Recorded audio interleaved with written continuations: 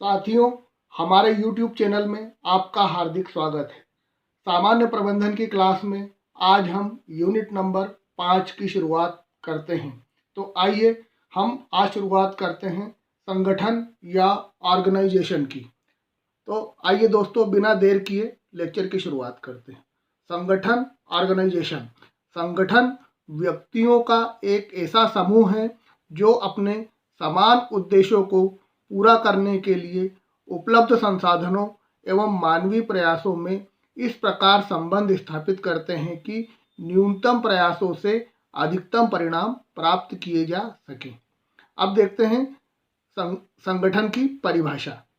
Louis Elon के अनुसार संगठन एक प्रक्रिया है जो कार्य को समझने तथा वर्गीकृत करके अधिकारों के बंटवारे को परिभाषित करने तथा मनुष्य को अधिकतम कुशलता के साथ लक्ष्यों की प्राप्ति हेतु कार्य करने के संबंध स्थापित करती है या करता है। हीतो एवं हेमैन के अनुसार संगठन एक ऐसी प्रक्रिया है जिसके द्वारा उपक्रम के कार्यों को परिभाषित एवं वर्गीकृत किया जाता है और उन्हें विभिन्न व्यक्तियों को सौंपकर उनके अधिकार एवं संबंधों को निश्चित किया जाता है। साथियों, अब संगठन के लक्षण या विशेषताएं देखते हैं। एक व्यक्ति में संगठन नहीं बनता। संगठन में 2 या 2 से अधिक व्यक्ति होना चाहिए। इसके बाद निश्चित उद्देश्य। संगठन बनाने से पूर्व उसके उद्देश्य निश्चित होना चाहिए। इसके बाद नेतृत्व का होना।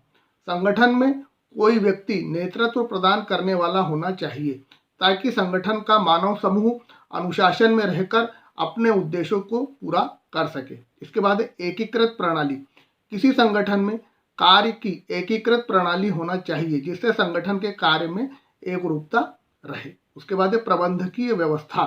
संगठन का एक साधन के रूप में प्रयोग करने के लिए संगठन में एक प्रबंधकीय व्यवस्था होना चाहिए जिससे संगठन अपने लक्ष्यों की पूर्ति के लिए निरंतर कार्य करता रहे।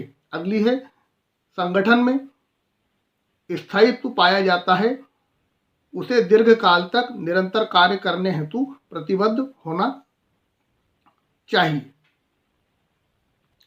साथियों, अब देखते हैं संगठन की प्रक्रिया के चरण या स्टेप या किन परिस्थितियों से या किन स्टेप से पूरा होकर संगठन का निर्माण होता है। संगठन बनने के पहले वो किस किस दौर से गुजरता है। तो सबसे पहले उद्देश्यों का निर्धारण। संगठनात्मक प्रक्रिया या संगठन बनने का पहला स्टेप है संगठन के उद्देश्य बनाना तथा संगठन के प्रत्येक सदस्य को स्पष्ट रूप से यह पता होना चाहिए। दूसरा है कार्य विभाजन एवं पहचान। संगठन प्रक्रिया का दूसरा स्टेप संगठन के उद्देश्यों के अनुसार कार्य की पहचान करना तथा उनका व्यक्तियों में विभाजन करना है। इस प्रक्रिया में यह सुनिश्चित किया जाता है कि संगठन में किस प्रकार का व्यक्ति क्या कार्य करेगा या किस स्तर का व्यक्ति क्या कार्य करेगा। इसके बाद है विभागीकरण। संगठन प्रक्रिया की तीसरी स्टेप में कार्य विभाजन के पश्चात समान कार्य के लिए एक विभाग का गठन किया जाता है। जैसे किसी व्यावसायिक संगठन में उत्पादन विभाग, मार्केटिंग विभाग, अकाउंट विभाग आदि। इसके बाद है कर्तव्यों का निर्धारण। संगठन प्रक्रिया की चौथी स्टेप में कार्य का विभागीय विभाजन करने के पश्चात विभागों में कार्यरत व्यक्तियों के कर्तव्यों का निर्धारण किया जाता है। पांचवी स्टेप है साथियों, संगठन में वृत्तांत रिपोर्टिंग संबंध। संगठन प्रक्रिया की पांचवी स्टेप में विभिन्न विभागों एवं उनमें कार्यरत व्यक्तियों के बीच आपसी संबंधों का निर्धारण भी किया जाना आवश्यक है ताकि संगठन सही तरीके से कार्य करता रहे। उसके बाद है समन्वय। संगठन प्रक्रिया की छठी स्टेप में संगठन में काम करने वाले सभी विभाग, उनमें कार्य कर रहे कर्मचारियों, प्रबंधन एवं शीर्ष नेतृत्व के बीच समन्वय स्थापित करना संगठन प्रक्रिया का महत्वपूर्ण अंग है। अब समझते हैं साथियों संगठन का महत्व। संगठन का क्या महत्व है, संगठन बनाने का क्या महत्व है। संगठन के बिना हम वर्तमान विश्व की कल्पना भी नहीं कर सकते। हमारे तक पहुंचने वाली सभी सुविधाओं, सेवाओं, ज्ञान, टेक्नोलॉजी उपलब्ध कराने में संगठनों का ही योगदान है। आधुनिक युग की रचनात्मकता संगठन में ही निहित है। साथियों, अब हम संगठन की संरचना पर एक नजर डालते हैं और संगठन की संरचना का अध्ययन करते हैं। संगठन की संरचना समझते हैं साथियों। इसको सबसे पहले हम देखते हैं परिभाषा। पीटर एन ट्रगर के अनुसार संगठन की संरचना एक अनिवार्य माध्यम है। उपयुक्त संगठन संरचना व्यवसाय के कार्य निष्पादन को हानि पहुंचा सकता है। अनुपयुक्त संगठन संरचना व्यवसाय के कार्य निष्पादन को हानि पहुंचा सकता है। मतलब अगर ठीक से संरचना नहीं हुई तो वो कार्य को क्या कर सकता है, हानि पहुंचा सकता है और उसे समाप्त भी कर सकता है। इसलिए संगठन की संरचना उपयुक्त होना चाहिए, अनुपयुक्त नहीं। हर्ले के अनुसार संगठन संरचना एक संस्था में विभिन्न पदों पर कार्य करने वाले व्यक्तियों के मध्य संबंधों के स्वरूप होते हैं। विलियम एच न्यूमैन के अनुसार संगठन संरचना एक उपक्रम की समस्त संगठनात्मक व्यवस्था से व्यवहार करती है। संगठन के उद्देश्य, कार्य एवं प्रकृति के अनुसार संगठन की संरचना अलग अलग होती है। संगठन को उसकी संरचना की दृष्टि से कई भागों में बांटा जा सकता है। इसमें पहला है साथियों, कार्यात्मक या क्रियात्मक संगठन संरचना या ढांचा। कार्यात्मक संगठन संरचना के जन्म का श्रेय वैज्ञानिक प्रबंधन के प्रस्तुतकर्ता F.W. टेलर को दिया जाता है। टेलर के अनुसार संगठन की कार्यात्मक संरचना से अभिप्राय संगठन में ऐसे विभाग से है जिसके अंतर्गत सहायक अधीक्षक से लेकर नीचे तक के व्यक्तियों तक इतने कार्य दिए जावें जिसे वे आसानी से पूरा कर सकें। यदि संभव हो तो प्रबंधन के प्रत्येक व्यक्ति को एक ही कार्य दिया जाना चाहिए। कार्यात्मक संगठन संरचना में संगठन के अंदर कई विभाग बनाए जाते हैं, जैसे मार्केटिंग के लिए मार्केटिंग विभाग, सेल्स के लिए सेल्स विभाग, अकाउंट के लिए अकाउंट विभाग एवं सभी स्वतंत्र काम करते हैं तथा प्रबंधन से जुड़े रहते हैं। इस तरह का क्रियात्मक संगठन संरचना व्यावसायिक औद्योगिक इकाइयों में पाया जाता है। इसके बाद दूसरी संरचना है साथियों, प्रभागीय संगठन संरचना। जब किसी विशाल व्यवसायिक संस्था को छोटी छोटी प्रशासनिक इकाइयों में बांटकर उसका संचालन किया जाता है तब उसे प्रभागीय संगठन संरचना कहा जाता है। ऐसी संगठन संरचना उन संस्थाओं में पाई जाती है जहां एक से अधिक वस्तुओं का निर्माण होता है तथा उनकी बिक्री की जाती है। जैसे भारत का टाटा समूह जो कार भी बनाता है, भारी ट्रक भी बनाता है, नमक भी बनाता है तथा इलेक्ट्रॉनिक्स सामान भी बनाता है। इसके बाद अगली संगठन संरचना है साथियों, मैट्रिक्स संगठन संरचना। इस संगठन संरचना में समान अधिकार वाले प्रबंधकों के कई विभाग होते हैं। उसे एक सीधी रेखा में समझा जा सकता है तथा उन सभी प्रबंधकीय विभागों के नीचे लंबवत रेखा में कर्मचारी कार्यरत रहते हैं तथा वे अपने विभागों को रिपोर्टिंग करते हैं। ऊपर दिए इस चित्र के माध्यम से आप समझ सकते हैं साथियों कि प्रभागीय संगठन ये कैसा होता है, मैट्रिक्स संगठन कैसा होता है। मैट्रिक्स संगठन में एक लीनियर लाइन होती है और उसमें सारे जो विभाग रहते हैं वो उसमें समान दूरी पर रहते हैं और उनके अधिकार समान होते हैं। ये मैट्रिक्स का डायग्राम है साहब। मैट्रिक्स संगठन का जो स्वरूप है, मॉडल है, उसका ये भाग है। इसके बाद है रेखीय संगठन संरचना। रेखीय संगठन संरचना एक पुरानी संगठन संरचना है। इसमें संगठन के उच्च प्रबंधन से लेकर अंतिम कर्मचारी एक सरल रेखा में व्यवस्थित होकर कार्य संपादित करते हैं। दोस्तों, इस डायग्राम के अनुसार ये एक लाइन में सारे विभाग होते हैं।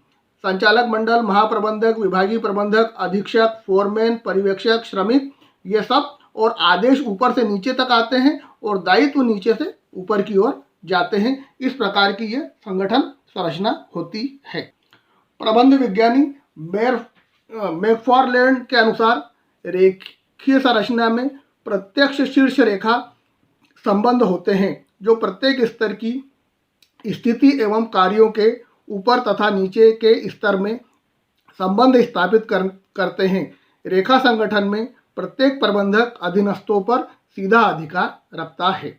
रेखा और कर्मचारी संगठन संरचना, ये अगली है साथियों, रेखा और कर्मचारी संगठन संरचना।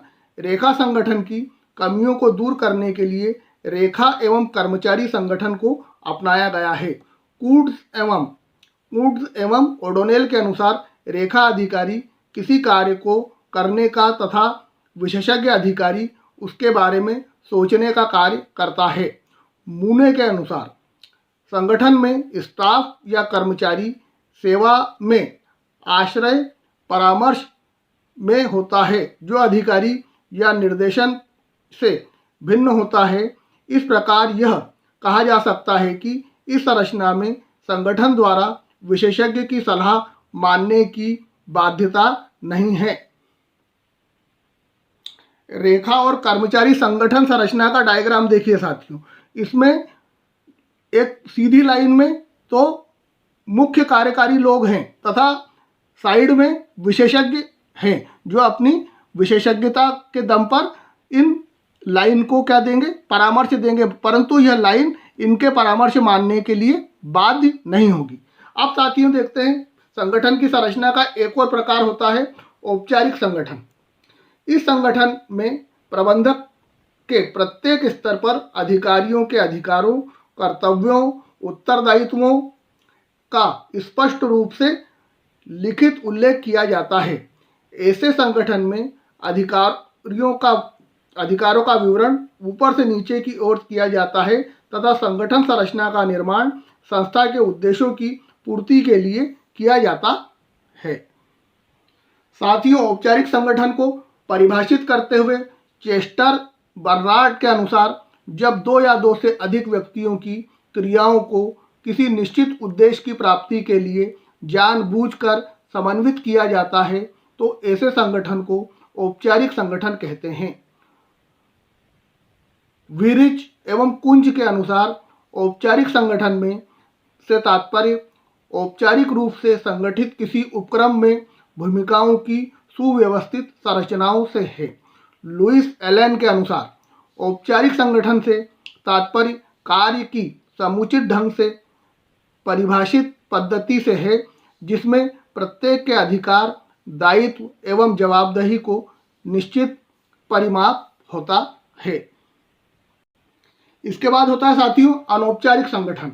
अनौपचारिक संगठन एक ऐसा संगठन होता है जिसका निर्माण किसी विशेष उद्देश्य के लिए नहीं किया जाता है बल्कि आपसी सामाजिक व्यक्तिगत संबंधों के आधार पर यह स्वयं ही बन जाते हैं। इन संगठनों में नियमों एवं निर्देशों को पालन करने की अनिवार्यता नहीं होती। परिभाषा दी है चेस्टर बर्नार्ड के अनुसार वह संगठन अनौपचारिक होता है जिसमें आपसी संबंध अज्ञानवश संयुक्त उद्देश्यों के लिए बनते हैं। कीथ डेविस के अनुसार अनौपचारिक संगठन व्यक्तिगत तथा सामाजिक संबंधों का एक तंत्र है जो न तो औपचारिक संगठन द्वारा अपनाया जाता है और न ही आवश्यक है। इसका उदय व्यक्तियों के स्वतंत्र रूप से स्वैच्छिक एक दूसरे के सहयोग के द्वारा होता है। साथियों, यह मैंने आपको संगठन के बारे में विस्तृत जानकारी दी। अब इस लेक्चर को समाप्त करने की परमिशन दीजिए और इस लेक्चर के अंत में आपसे एक बार फिर अपील है कि इस चैनल को सब्सक्राइब करें तथा इस वीडियो को लाइक करें, अपने दोस्तों में पहुंचाएं। जय हिंद, जय भारत।